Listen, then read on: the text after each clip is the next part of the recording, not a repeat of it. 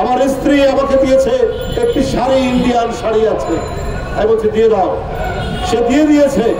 এই সেই ইন্ডিয়ান শাড়ি,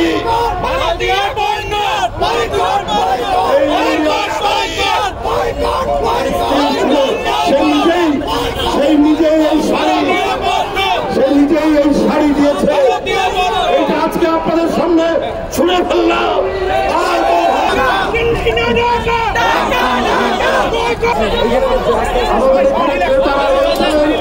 আমাদের এখানে ক্রেতা রয়েছেন।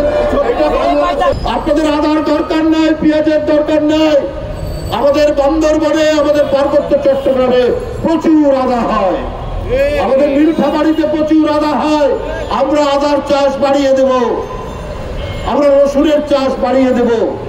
আপনাদের উপর আমরা মুখোপেক্ষী থাকবো, এটা ভাবার কারণ নাই যে আপনারা আমাদের একটু দেবেন আর যা বলবেন তাই শুনতে হবে। ওইটা দুই একজন হাসিনার মতো লোক থাকতে পারে, কিন্তু কোটি কোটি বাংলাদেশের মানুষ এইটা করবে না। এবারে বাংলাদেশের রুগী আসলে সেখানে ভারতীয় পতাকা এমন ভাবে রাখা হবে যেন মাথা নিচু করে ঢুকে। আপনারা বাংলাদেশের মানুষকে চেনেন না, আপনারা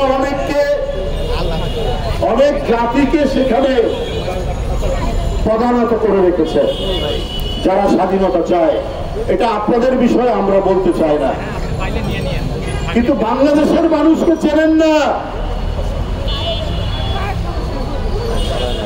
ওই পশ্চিমা পাকিস্তানি পাঞ্জাবিরাও কিন্তু এই দেশের মানুষের লুঙ্গি পরা মানুষ হাতে স্টেন গান নিয়ে নদী সাঁতরে ওই পাকিস্তানিদের পরাভূত করেছে। নদী নালার দেশ, খাল বিলের দেশ, বন্যার দেশ, আমরা কি করে ওই খাল বিল থেকে প্রতিরোধ করতে হয় সেটা আমরা জানি। কিসের এত অহংকার আপনাদের? কেন আপনারা প্রধানত করে রাখতে চান? বলেন আমরা পেঁয়াজ না দিলে ওরা খেতে পারবে না, আমাদের আদা না গেলে আমাদের খেতে পারবে না। আমরা আপনাদের আদার দরকার নাই, পেঁয়াজের দরকার নাই।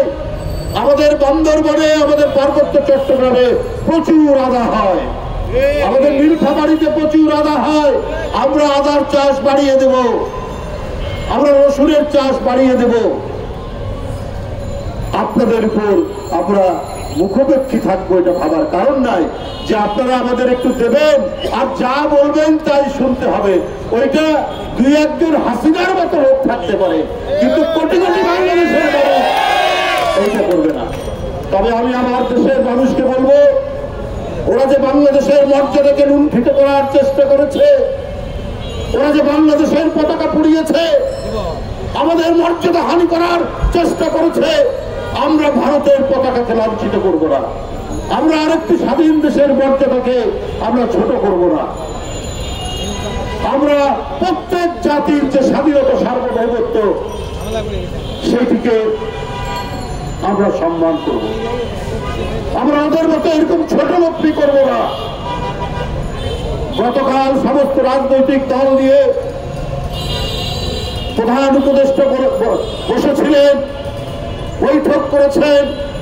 আমরা জাতির সংকটকালে এইভাবেই আমরা ঐক্যবদ্ধ হব, এইভাবেই আমরা আগ্রাসন ঠেকাবো। আমি আবারও বলছি, বন্ধুরা আমার, যারা আমাদেরকে অপছন্দ করে, যারা শুধুমাত্র একজন ব্যক্তি, যে ব্যক্তি বাংলাদেশের মানুষের উপর অত্যাচার করেছে, নিপীড়ন করেছে, খুন করেছে, ছাত্র জনতাকে রক্তে, রাজপথে রক্তের বন্যা ভাসিয়ে দিয়েছে, সেই হাসিনাকে, সেই আপনার নিষ্ঠুর হাসিনাকে তারা পছন্দ করে, বাংলাদেশের মানুষকে পছন্দ করে না। বাংলাদেশ টিকে থাকুক এইটা চায় না। আজকে তারা নানা ধরনের উস্কানি দিচ্ছে বাংলাদেশ মানুষের মধ্যে, বাংলাদেশের ভিতরে, কিন্তু বাংলাদেশের মানুষ তাদের উস্কানিতে পা দেয়নি। ছোট্ট দুই একটা গোষ্ঠী থাকতে পারে, তারা চিহ্নিত হয়ে গেছে, তারা বাংলাদেশের মানুষের কাছে উন্মোচিত হয়ে গেছে। পার্শ্ববর্তী দেশ যে আমাদের এখানে উস্কানি দিতে পারে এটা গোটা জাতি ধরে ফেলেছে। আমাদের ঐক্য ইস্পাত কঠিন ঐক্য। এই ঐক্য কেউ ভাঙতে পারবে না। তাই আমি আজকে বলবো, আমরা ওদের দেশের পতাকা নয়, তাদের দেশের স্বাধীনতা পতাকাকে আমরা সম্মান করব। ওরা যদিও আমাদের পতাকাকে অসম্মান করেছে, কিন্তু আমরা ওদের পণ্য বর্জন করব। বন্ধুরা আমার, একটি পুরনো শাড়ি আমার বাসায় আমার স্ত্রীর ছিল। আমার স্ত্রী আমাকে দিয়েছে একটি শাড়ি, ইন্ডিয়ান শাড়ি আছে। আমি বলছি দিয়ে দাও, সে দিয়ে দিয়েছে। আমরা টাঙ্গাইলের শাড়ি পরবো, আমরা রাজশাহী সিল্ক পরবো, আমরা কুমিল্লার খদ্দর পরবো। বন্ধুরা আমার, এই ইন্ডিয়ান শাড়ি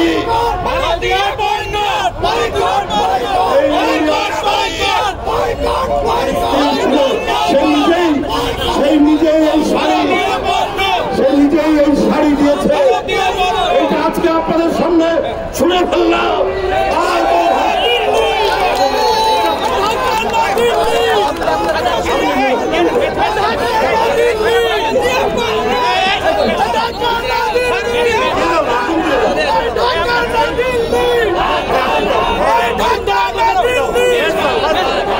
ভারতীয় আগ্রাসন